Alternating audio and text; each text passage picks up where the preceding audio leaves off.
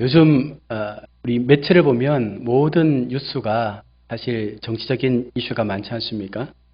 요즘 우리 삶의 현장을 보면 이념 갈등, 한일 관계, 또 대북 문제, 또 정치적 편가르기, 편견, 소외, 또 비통 분리, 증오, 불안, 상처, 분노, 불화가 사람들의 마음속에 가득 차 있는 것 같아요. 그래서 TV를 보면 화가 나기도 하고, 야, 우리가 살고 있는 세상이 이렇게 힘든가 싶을 정도로 좋은 뉴스가 많지 않은 세상입니다. 한국 간에 이념으로 갈라진 민심이 나라를 둘로 나누지 않았습니까? 더 나아가 남편과 아내, 자녀와 부모, 또 학생과 교사, 이웃과 노동자, 인종과 종교, 또 교파와 교회, 지역과 국가 간의 갈등 상태가 너무나 심각한 지경에 이르렀습니다. 이와 같은 상황 속에서 오늘 우리는 이 본문의 말씀을 통해서 하나님께서 이와 같은 분쟁 속에 또 갈등 속에 어떻게 거룩한 공동체가 되어져 가고 또 어떻게 우리가 행할 때에 그런 분쟁의 요소들을 해결할 수 있는지에 대한 부분들을 말씀을 통해서 살필 수 있길 원합니다.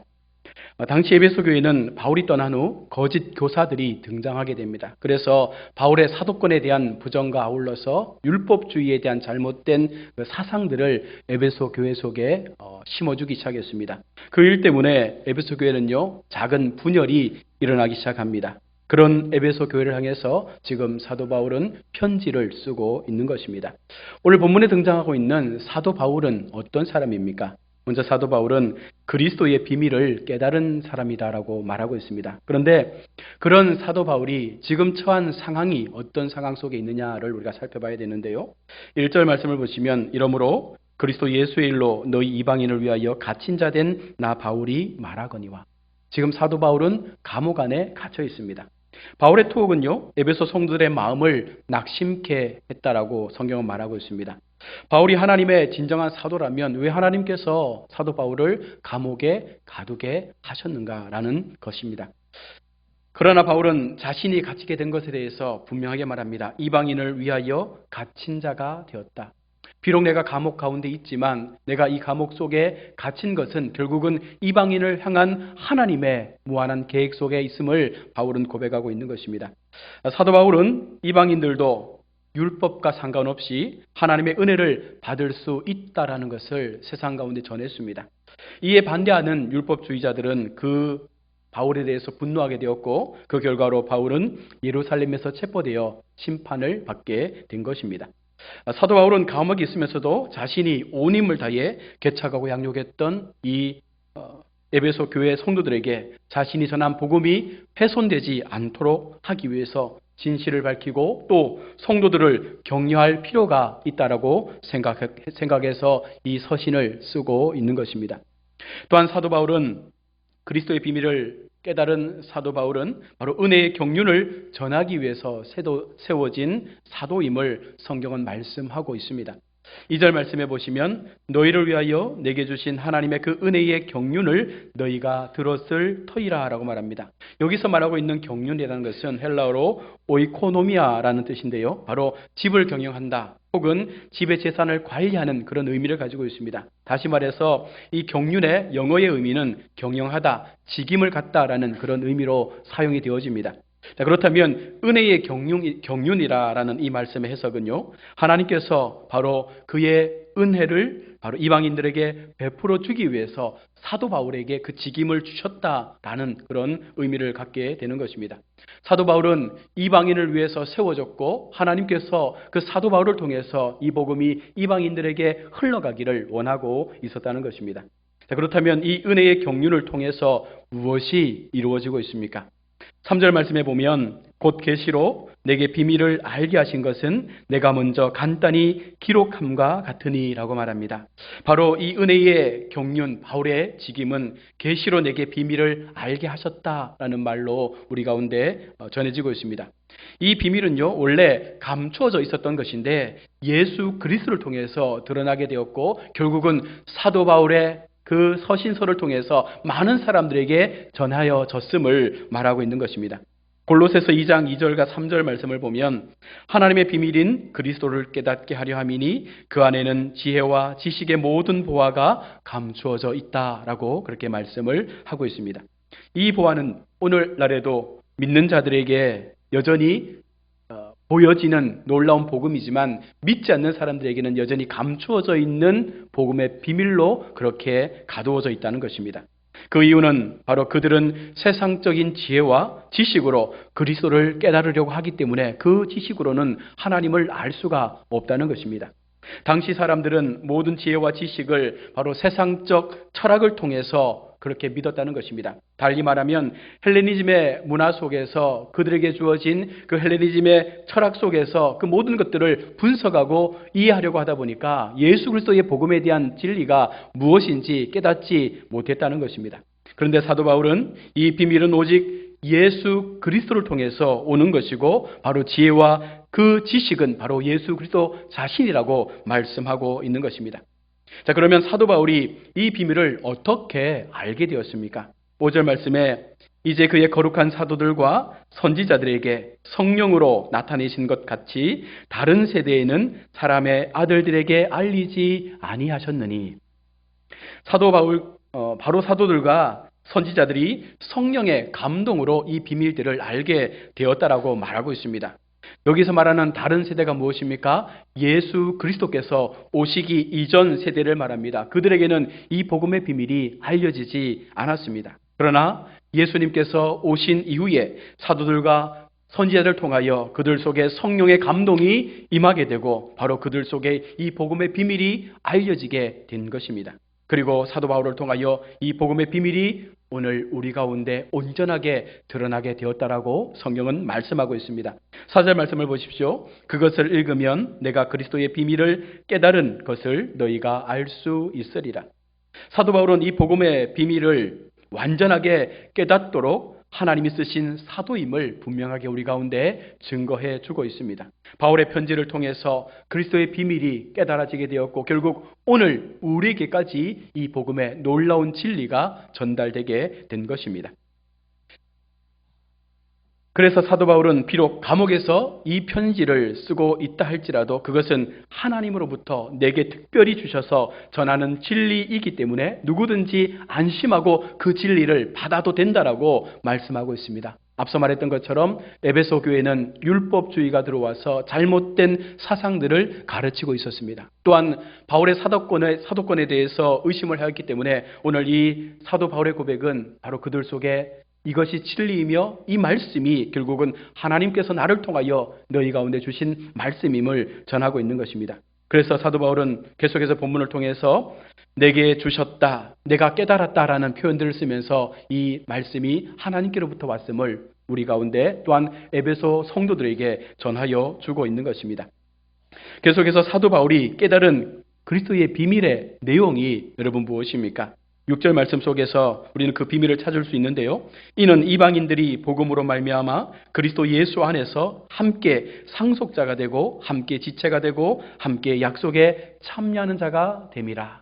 오늘 사도 바울이 바로 밝히고 있는 그리스도의 비밀은 세 가지입니다. 먼저는 함께 상속자가 되었다. 여러분, 이 당시에 유대인들의 특권 때문에 어느 누구도 이방인들은 이 그리스도의 복음 안으로 들어올 수가 없었습니다. 그러나 사도 바울은 바로 그 복음의 비밀을 이야기하면서 이방인들도 복음으로 말미암아 함께 상속자가 될 수 있다라는 비밀을 전하고 있는 것입니다.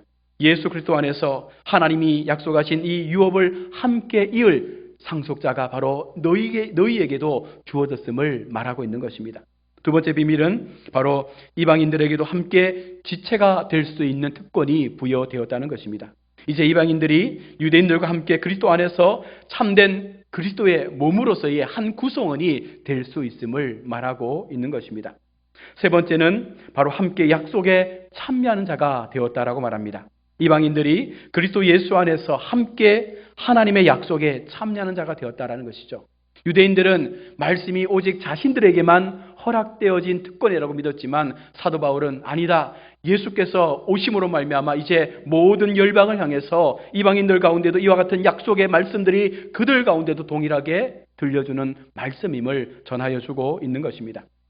이 모든 것은 이방인들 스스로의 힘으로 이루어진 것이 아니라 바로 그리스도 예수의 은혜 속에서 우리 가운데 전해진 것이며 이 복음을 통해서 우리가 진정한 하나님의 나라가 무엇인지를 깨닫게 되었다는 것을 오늘 바울은 말하고 있는 것입니다. 여러분, 우리도 어떻게 보면 혈통으로는 이방인 아닙니까? 그런데 사도 바울이 깨달아 알려준 그 복음의 진리를 우리가 듣게 됨으로 말미암아 오늘 우리가 하나님의 백성으로 몸된 지체가 되어지고 약속의 자녀가 되어지고 하나님의 상속권을 받는 하나님의 성도로서의 삶을 살아갈 수 있는 은혜로 우리를 불러주신 그 사랑을 경험하지 않습니까? 그렇게 가르쳤던 비밀이 사도 바울을 통해서 유대인들에게 드러나게 된 것입니다. 지금도 주위에 여러분 복음을 전하다 보면 많은 사람들이 이 복음에 대해서 전혀 마음을 열지 않는 것을 보게 됩니다. 그들은 여전히 세상적 철학과 지혜를 가지고 복음을 가리고 있는 것입니다. 그래서 우리가 이 복음을 전할 때에 그들은 믿으려고도 하지 않고 들으려고도 하지 않습니다. 2000년 전에도 가려졌던 이 복음이 오늘날 우리의 시대 속에서도 얼마나 많은 사람들에게 동일하게 가려져 있는지 모른다는 것입니다. 바로 그러한 서로 다른 민족이 바로 하나가 되어져서 바로 주 안에서 형제 자매가 되고 또 한 하나님의 기업을 이을 수 있는 상속자가 되어져서 정말로 하나님 앞에 우리의 모습이 거룩함으로 변화되어져 간다는 그 사실들을 오늘 바울은 우리 가운데 복음의 비밀로 알려주고 있는 놀라운 은혜를 우리 가운데 전하여 주고 있는 것입니다. 또한 이 일을 위해서 사도 바울은요, 복음의 일꾼이 되었다라고 단호히 말하고 있습니다. 오늘 7절 말씀에 이 복음을 위하여 그의 능력이 역사하는 대로 내게 주신 하나님의 은혜의 선물을 따라 내가 일꾼이 되었노라. 하나님의 일꾼이 된 사도 바울의 마음가짐이 어떻습니까? 여러분, 복음의 비밀을 깨닫고 그것을 이방인들에게 전하게 하기 위해서 나를 불러주신 그 하나님의 은혜 앞에 사도 바울은 고백합니다. 골로새서 1장 23절과 24절 말씀해 보시면 나 바울은 이 복음의 일꾼이 되었노라. 나는 이제 너희를 위하여 받는 괴로움을 기뻐하고 그리스도의 남은 고난을 그의 몸된 교회를 위하여 내 육체에 채우노라. 하나님께서 바울을 택하여 주시고 사도의 직임을 주시고 그를 통하여 감추었던 그리스도의 비밀을 깨닫게 하셨을 때에 사도 바울이 세상을 향하여 선포하고 있는 그의 고백이 무엇입니까? 그리스도의 고난, 그리스도의 남은 고난을 내가 짊어지겠다라고 말하고 있는 것입니다. 이것은 하나님을 위해서, 하나님의 교회를 위해서 이방 땅의 복음 증거를 위해서 자신의 생명을 걸겠다라고 하는 그와 같은 각오의 마음들이 그 본문 속에 담겨져 있는 것입니다. 하나님은 바울을 복음의 일꾼으로 삼으셨습니다. 왜 바울을 삼으셨습니까? 바로 그가 하나님 앞에 은혜 받은 자로 적당하다라고 하나님께서 믿으셨기 때문입니다. 8절과 9절 말씀을 보시면 모든 성도 중에 지극히 작은 자보다 더 작은 나에게 이 은혜를 주신 것은 측량할 수 없는 그리스도의 풍성함을 이방인에게 전하게 하시고 영원부터 만물을 창조하신 하나님 속에 감추어졌던 비밀의 경륜이 어떠한 것을 드러나게 하려 하심이라. 사도 바울을 하나님께서 하나님의 일꾼으로 삼으신 목적이 무엇입니까? 측량할 수 없는 은혜. 다시 말해서 이것은 추적할 수도 없고 우리가 감히 잴 수도 없는 놀라운 그 은혜 속에 바울이 들어갔다는 것입니다. 곧 그리스도의 지혜와 은혜와 사랑의 풍성함은 우리 인간이 도무지 추적할 수 없고 측량할 수 없는 놀랍고도 크신 은혜라는 사실을 바울은 깨달았기 때문에 바로 그 은혜를 우리 모두가 함께 누리기를 원했다는 것입니다. 그러하기에 오늘 사도 바울을 통해서 분열 가운데 있는 에베소 교회 속에 그 한 사람의 희생과 그 열정이 에베소 교회뿐만 아니라 세상 속에 믿지 않는 많은 이방인들에게도 하나님의 은혜가 무엇인지를 낱낱이 보여주는 놀라운 복음의 열정으로 우리 가운데 들려지고 있다는 것입니다. 사랑하는 우리 성도 여러분, 오늘날 우리가 세상을 바라보면서 힘들고 어려워진 시대 속에서 분열과 여러 가지 많은 세상적 이슈 속에서 좋지 않은 소식들이 늘 언론을 통해서 나오고 있지만 분명한 한 가지 사실이 있습니다.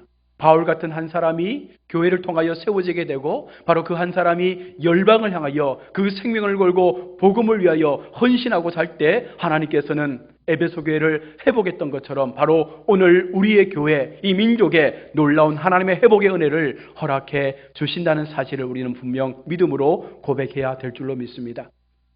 이 땅 가운데 교회가 세워진 이유가 무엇이겠습니까? 바로 무너져가는 세상 속에 하나님의 복음을 통하여 이 세상 속에 교회가 그 본질을 지키고 하나님의 나라를 증거하며 어쨌거나 세상은 언젠가는 멸망당할 수밖에 없는 시대 속에 놓여 있는 이런 현실 속에서 교회가 바른 믿음의 그 진리를 사수하면서 마지막까지 하나님의 거룩한 그 믿음의 본성을 통해서 우리 각자가 바울 같은 마음을 가지고 하나님 앞에 세워질 수 있다면 바로 그와 같은 사람들을 통하여 하나님은 이 분열의 시대를 다시금 하나 되는 민족의 시대로 만들어 가실 줄로 믿습니다. 작게는 우리 개인의 관계가 무너지고 있습니다. 또 가정이 무너지고 가족의 관계가 훼손되어지고 있습니다. 교회 속에 아름다운 사랑들이 사라지고 있고 또 민족 속에 수많은 이념의 갈등으로 인해서 아픔을 겪는 이런 시대를 바라보면서 과연 우리는 무엇을 해야 될까라는 이 고민 앞에 오늘 본문을 통해서 하나님은 바울과 같은 믿음을 가져라는 것입니다. 바울과 같은 그 그리스도의 비밀을 우리가 깨달은 자로서 세상 속에 던져지게 될 때에 그것이 생명을 걸 수밖에 없는 그런 엄청난 각오를 해야 한다 할지라도 우리가 그 마음을 가지고 세상 속에 나아갈 수 있다면, 그래서 이방인들에게 이 복음을 전하고 그들도 우리에게 돌아와 하나님의 거룩한 나라를 세울 수 있는 복음의 자리에 세워질 수 있다면 바로 그와 같은 사람들을 통하여 하나님은 우리의 무너졌던 부분들을 회복해 가신다라고 말씀하고 있는 것입니다.